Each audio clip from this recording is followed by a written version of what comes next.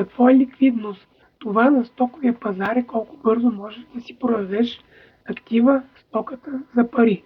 И обратното, колко бързо можеш да си продадеш парите срещу стока. Когато имаш пари, те са най-ликвидният актив. Приемат се навсякъде, по всяко време. С обмен на пари срещу друга валута получаваш като стока другата валута. Но може да имаш пари от екзотична рядка валута. И тогава ще минат седмици, докато успееш да намериш институция, която да ти ги обмени. Тогава стоката ти е бавно ликвидна. Ликвидността на борсата с спот, фьючерси и опции върху стоки, крипто и стандартни валути по принцип означава същото, но не от ваша гледна точка, а от тази на борсата. Курсът обича особено много да прилага нежелана ликвидност на хората, като неочаквано минава през местата, където те си слагат ограничителя на загубата, иначе казано стоп-лос поръчката. Затова, за да не бъдем засегнати, трябва да вземем мерки чрез риск менеджмент, като най-често използваме малка в съотношение с евентуалната печалба-загуба или оставянето на доста по-далечен стоп-лос от традиционния, за да е много по-малка вероятността да бъдем засегнати. Ликвидността може да се търгува в комбинация с участък от справедлива промяна в цената. Какво е Fair Gap Value?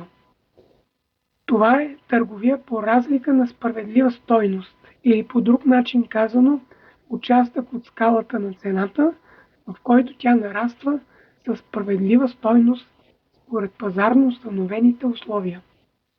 Също го наричат празнина или дисбаланс. Пример. В малък град има няколко фурни и всяка от тях произвежда по 50 хляба. Вътре се развива само едно действие от всеки от опашката. Като му дойде реда, подава пари, получава хляб. Следващия също подава пари, получава хляб.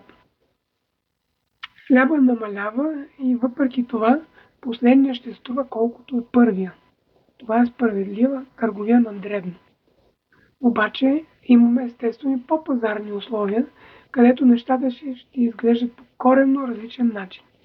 Нека сега фурната е единствена в гърчето и продавача гледа да си изтъргува стоката по възможно най-добрия начин, защото той е собственик на едно крайно количество единствена стока в гърчето.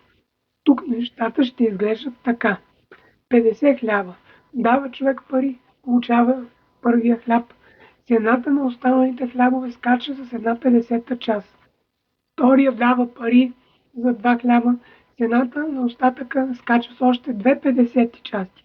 Третия дава пари за един хляб, цената скача с още 1/50 част. До тук цената е скочила 4/50. Тоест, колкото повече стоката става по-рядка, толкова повече цената й се покачва. Това са справедливите пазарни условия. И тук важат те, а не закона за статична търговия.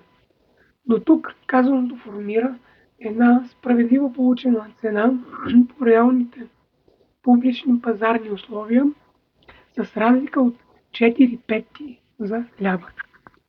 И хората от опашката я приемат за справедлива и се възползват, за да доизкупят оставащия хляб. Това на графиката се изчертава като тяло на свеж, а тяло се чертае само от сделки.